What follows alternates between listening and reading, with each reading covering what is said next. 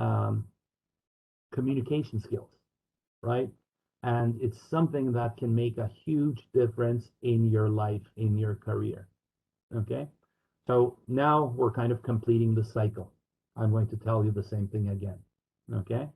So presentations and pitching, not just for this class, not just for entrepreneurship, but being able to explain properly an idea, sometimes one-to-one, sometimes one-to-many in front of a large crowd, can be extremely valuable for any of you, well, all of you, okay? So please spend time developing this skill. Spend time, do repetitions, not just for this class, but for your life. You'll benefit from it, okay? Even if you dislike it, even if you're scared of it, even if, it causes you to lose sleep and so on, you can learn, you can develop it, okay? Your first time might not be great, but as you do it more and more and more, you will get better at it, okay? So take the time to work on this. So this is typically what I ask, right? There's been a lot of research done asking people what their greatest fear is. What do you fear the most in the world? Okay? And there's a lot of research which finds consistently across different cultures, across different countries, that consistently one thing tends to jump out. You remember what that was? What is the thing which a lot of research says people fear the most? Public speaking. Yes. More than dying, more than, being sick, more than, a lot of things. Public speaking is the thing that people fear the most. Okay? Well, it might be tied to fear of failure and so on, or it might come from when we used to be targets of lions and other animals. Okay, when we're being watched by many people, that means it's dangerous, that we may get eaten. So typically we have what's called a fight or flight reflex, and our adrenaline gets pumping and so on. And some of us make a run for it. Some of us turn around and try to fight. But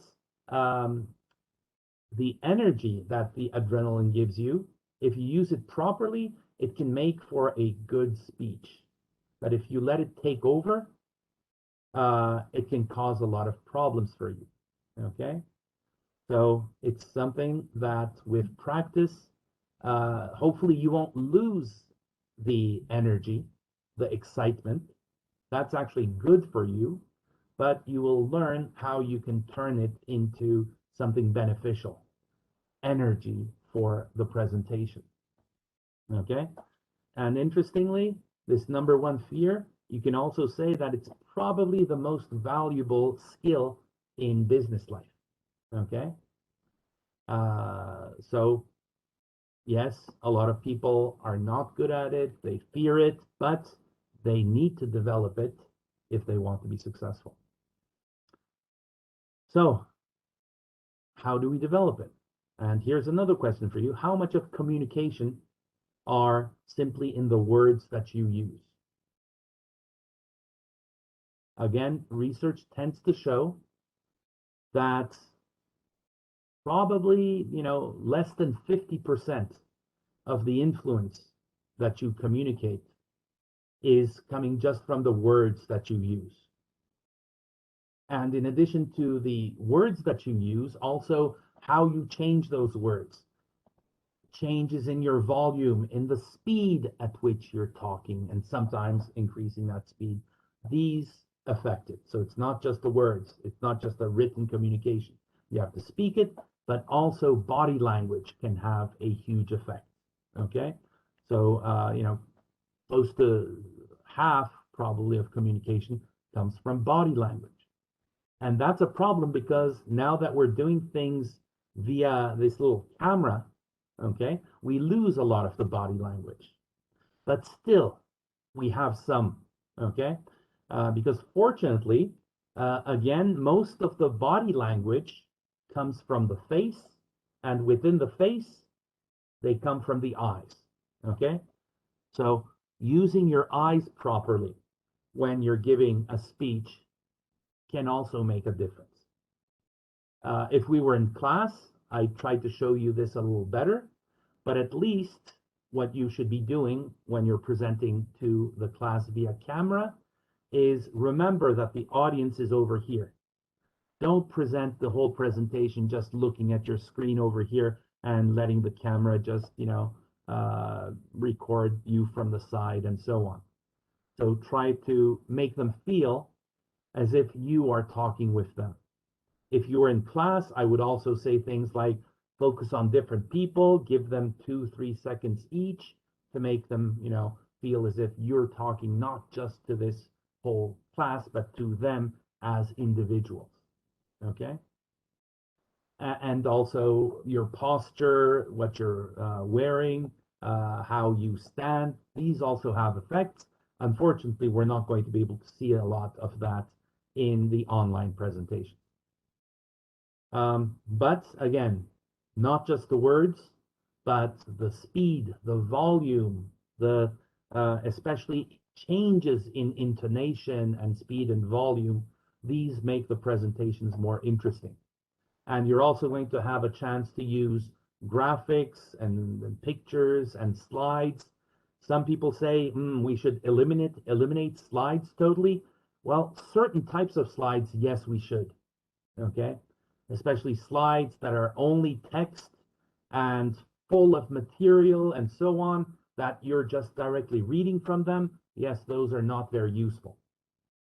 But today, in most presentations, slides might have definitely a lot of graphics and pictures and other things that, can be useful. And if you have text on them, there shouldn't be any full paragraphs, sometimes not even full sentences. But bullets probably would work best. Okay? So, nonverbal communication, yes, we tried to talk about this. It helps you convey, not being excited isn't a good thing. Well, if I wasn't excited, I'd be presenting to you like this, and I'm not sure that would necessarily be a good presentation. Who wants to listen to a presenter who's not excited about what he or she is talking about? That's not going to be very good. Okay? So use your excitement. Okay? Use that as energy to attract the attention of the class. Okay? Excitement, turn it into energy. Don't let it take you over. Provide variability. Okay? Don't be monotonous. Try not to say everything at the same tone, at the same volume, at the same speed. People will fall asleep. Okay, so introduce variations. Maybe, yes, you can still use your hands to a certain degree, but change your voice, change your volume, change the speed, put in a few fingers maybe, okay, to attract the attention, to maintain the attention of the audience. Voice, okay, that's probably the biggest thing you're going to be able to use. So make sure that you have a decent connection, a decent microphone, okay? Try out and listen to yourself before the final presentation as well. Body language, again, very limited because we're doing this online. But for yourself, always remember that, a big chunk of your communication comes from your body language. So work on that as well. A lot of it comes from the face, a lot of it comes from the eyes. Well, me, in addition to that, a lot of it comes from my eyebrows. But not all of you are as lucky as I am. So use your face, use your eyes, look people in the eyes as much as possible. And, usage of hands and arms can be beneficial. But again, in a camera, there's only so much you can do. Okay, don't get overly carried away. Your stance, yes, don't slouch and so on, I would say. But again, there's only so much of you that I can see in the camera. But preferably, for example, in my camera, my problem is I'm usually down too low. Okay, this is not good. Yes, Barkai, you fixed it. You were also too low. When you're presenting, try to keep your face and maybe your torso well centered in the camera. Okay. I would advise you to walk around, except that unless you have somebody that can, follow you with a camera. An option that some of you could use, if you have a board, a blackboard, whiteboard, or something, you could actually make the presentation standing up.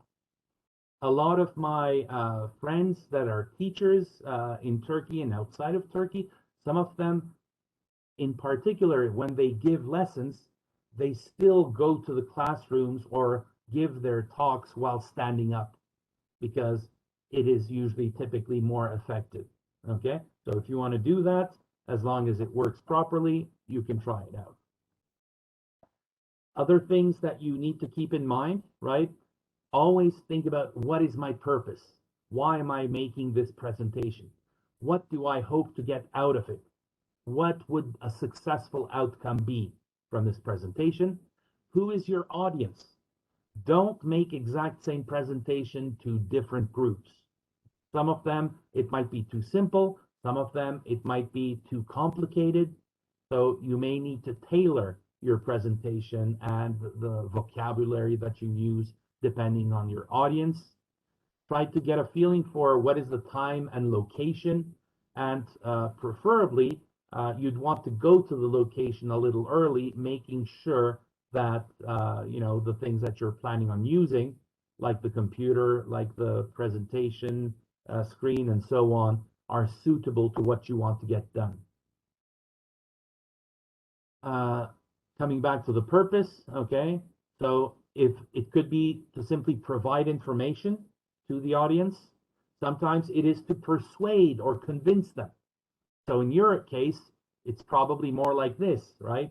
To persuade and convince potential investors that your project is important, that it has a good potential to succeed, and that if they invest money in your company, they can make a lot of money back in a relatively short time. So you need to persuade them about these things you're going to be talking about. Or maybe you just want to get their cooperation, right? For example, green surfer. An important thing that you need to get done is to make sure that your partners, come on board, right? That you get the people to sign up that are providing sustainable products, right?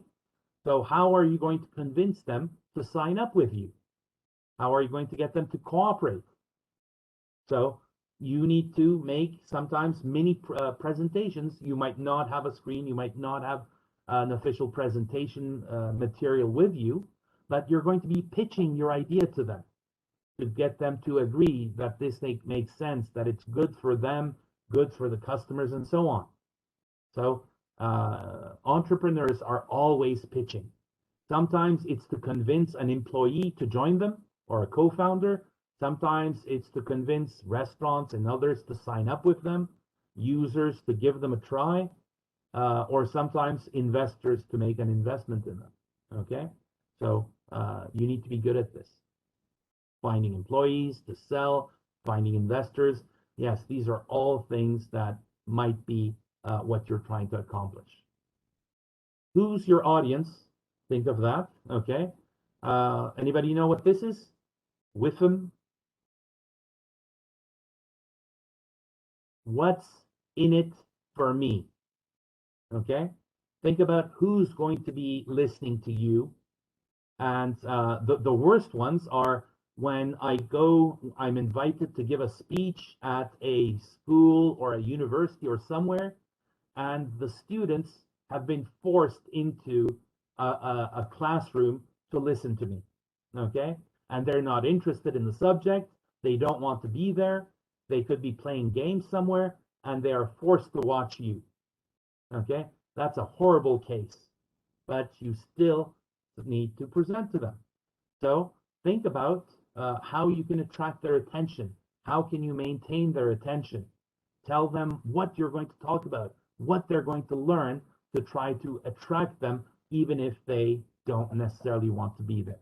Okay? So, what's in it for me? Tell the audience what's in it for them. Okay?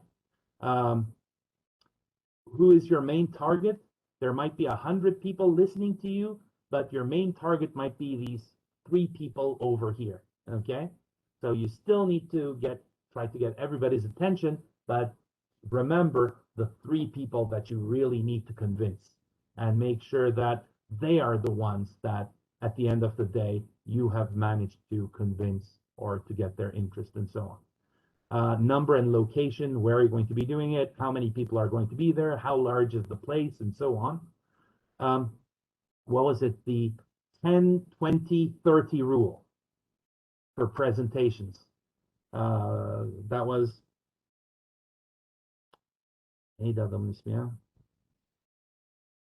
well, if you're right, 10-20-30 rule. I think he's a Japanese descent guy, and he basically says a good presentation should be no longer than, what was it, 10 slides, 20 minutes, and the smallest font that you use should be 30, okay? Or half of the oldest person in the audience, okay? So if you're presenting to 20-year-olds, you can use 10 font, that's all right. But if you're going to have people that are, 40 years old in the audience, don't use anything less than 20 font. If you're presenting to 60-year-olds, 30 font.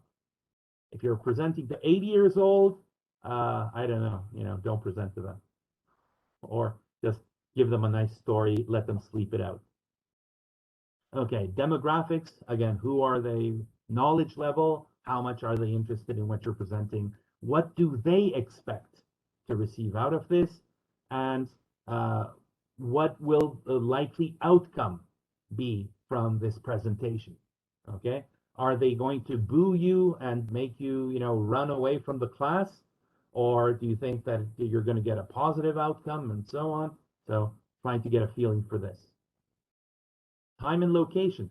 Okay, there's many different types of presentations. Some of them might be, just 10 seconds. You meet someone, you're shaking their hands, and you have 10 seconds where you might be able to say something to them. Okay, so this is kind of where you have an elevator sentence, not even an elevator pitch. Okay, so one sentence which introduces yourself or your idea. Okay, and we're the typical ones which are way overused. We're the yemek sepeti of psychiatrists, therapy sepeti, right? Or we're the yemek sepeti of healthy meals. Okay, so I don't know, find something a little more creative. I have an example later in the presentation. If you have 45 to 60 seconds, that's the typical elevator pitch. If you have 5 minutes, okay, this one I'm going to disagree with a little bit. I would typically say just talk and don't use slides if you just have 5 minutes. If you have 10 minutes, okay, then yes, a presentation with slides. And actually, you know what? I might be able to be convinced if the majority of the class says, no, we don't want 5 minutes. We want a full 10-minute, presentation. We might be able to come to an agreement. Okay. But if not, I'm going to go this semester with a 5-minute presentation.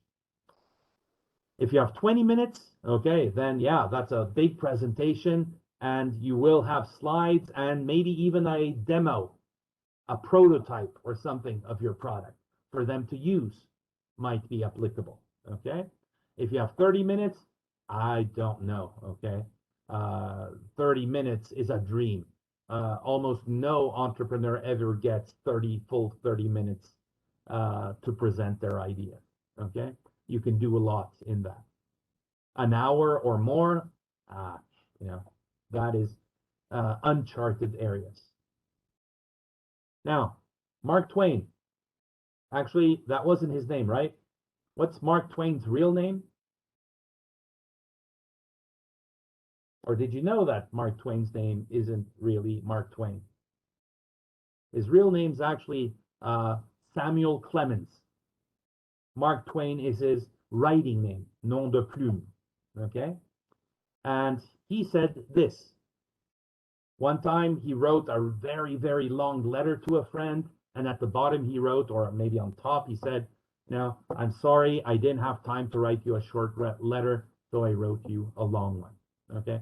So oftentimes it is not easy to make an important subject short.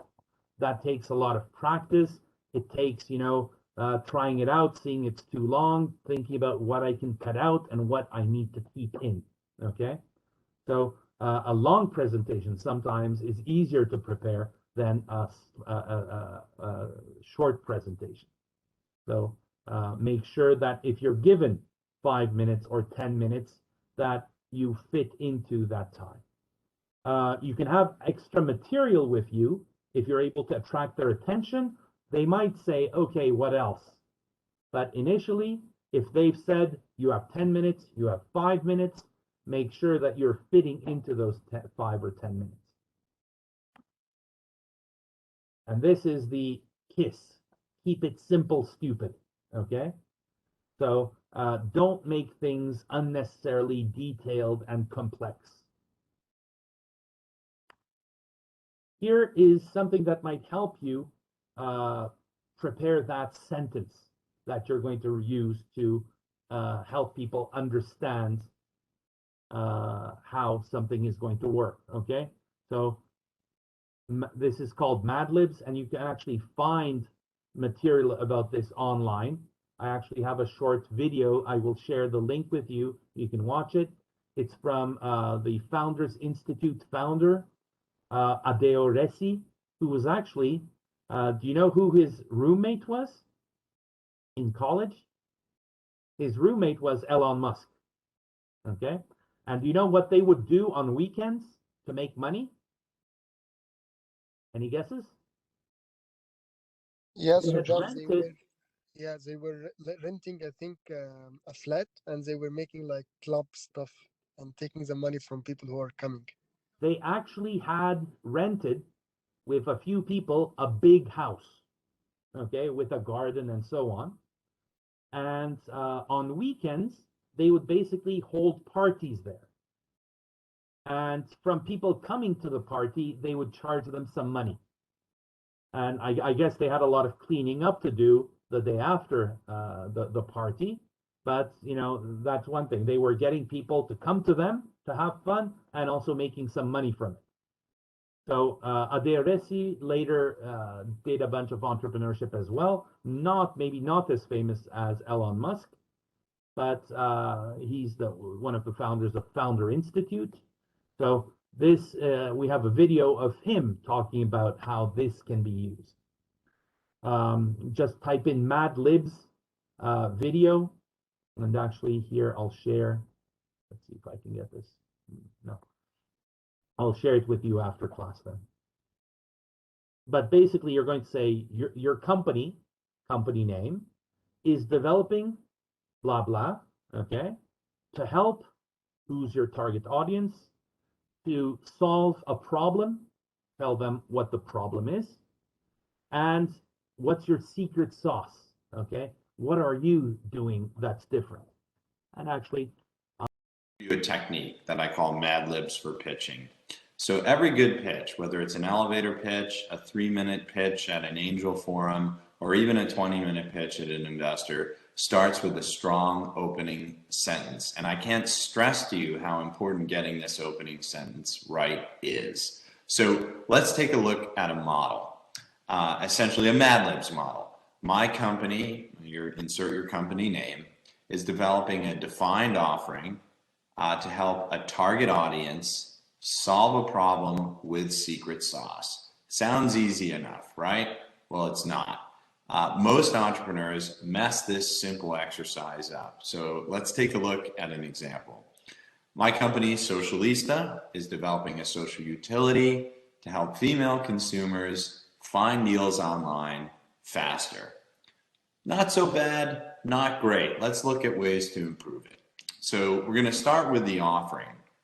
Now, the first thing you need to do with an offering is be incredibly specific about what you're building. So it's not a social utility, because that could be a power company for all I know. It's an e-commerce site, right? That's a much clearer way of saying what you're making. You want to avoid buzzwords. I've actually heard someone say mobile social CRM. It's an iPhone application, right? You don't need to litter your pitch with buzzwords. And you want to avoid adjectives. Don't say something like revolutionary service.